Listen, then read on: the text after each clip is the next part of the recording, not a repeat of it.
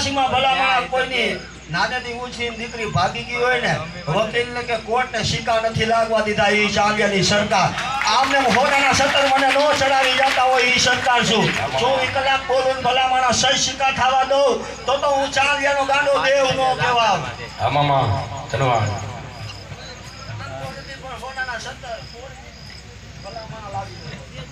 એ હો એ શ્રદ્ધાથી ચાંદિયાના ધણીનો ક્યાં મંદિર આવ્યું ને એ નથી ખબર ગોતતા આવે કાને વાતો સાંભળી જાવ ભલામણા મારી તેનું દીકરીનું વાહે કદાચ કોઈ નજર કરે એ ભલામણા જો કદાચ અવરા રસ્તે જવા દઉં તો હું ચાંદિયાની સરકાર જય હો મામા